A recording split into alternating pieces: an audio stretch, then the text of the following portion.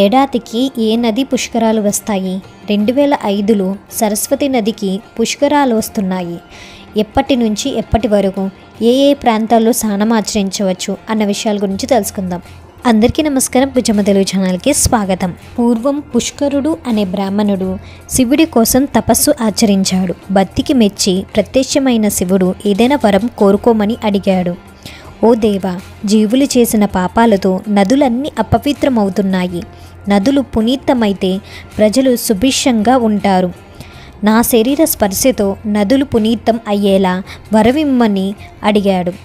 నువ్వు ఏ నదిలో ప్రవేశిస్తే ఆ నది పునీతం అవుతుందని వరమిచ్చాడు శివుడు. అలా పుష్కరుడు ఏడాదికి ఓ నదిలో ప్రవేశిస్తాడు. అది కూడా బృహస్పతి రాశి మారిన సమయంలో. ఏడాదికో రాశిలో పరివర్తన చెందుతాడు బృహస్పతి. మొదటి 12 రోజులను ఆది పుష్కరులుగా, చివరి 12 రోజులను అంత్య పుష్కరులుగా నిర్వహిస్తారు.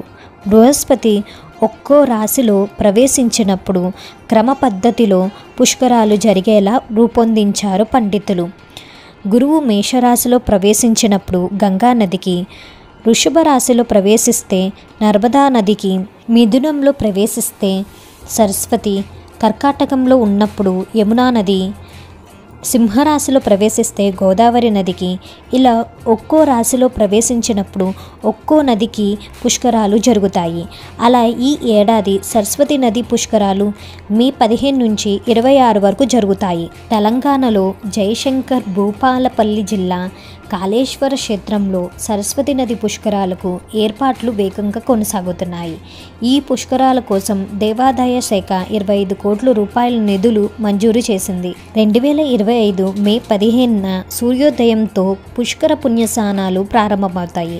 మే 26 వరకు కొనసాగుతాయని ప్రభుత్వం అధికారికంగా ప్రకటించింది. కాళేశ్వర క్షేత్రంలో ఉన్న ముత్తీశ్వర లింగానికి ఉన్న నాసిక రంధ్రాల గుండా ఎంత నీరు పోసినా బయటికి రాకుండా భూమార్గంలో ప్రవహించి సరస్వతి నది రూపంలో గోదావరి, ప్రాణహిత నదులతో కలిసి త్రివేణి సంగమంగా ఏర్పడిందని చెబుతారు. అందుకే సరస్వతి నదికి గుప్త కామిని అనే మరో పేరు ఉంది. కాశీ క్షేత్రంలానే కాళేశ్వరం కూడా పిండ ప్రదానానికి ముఖ్యమైన క్షేత్రమని చెబుతారు.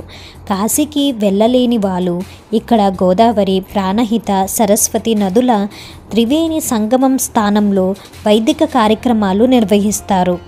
ప్రయాగరాజ్లోని త్రివేణి సంగమంలో గంగా, యమున మరియు సరస్వతి నదుల సంగమం ఉంది. కానీ ఇక్కడ సరస్వతి నది అంతర్వాహిని. ఇంకా గుజరాత్ దగ్గర సిద్ధపూర్, ఇంకా మనాద్ విలేజ్ దగ్గర కూడా సరస్వతి పుష్కరాలు జరుగుతాయి. సరస్వతి నది హిమాచల్ ప్రదేశ్లోని శివాలిక్ కొండల నుంచి ప్రారంభమయ్యి హర్యానా, రాజస్థాన్, గుజరాత్ రాష్ట్రాల గుండా ప్రవహించి కచ్ సింధు శాఖ వద్ద అరేబియా సముద్రంలో కలుస్తుంది. తెలుసుకున్నాం కదండి సరస్వతి పుష్కరాల గురించి. మరొక మంచి వీడియోతో మేము ముందుంటాను. అప్పటి వరకు సెలవు.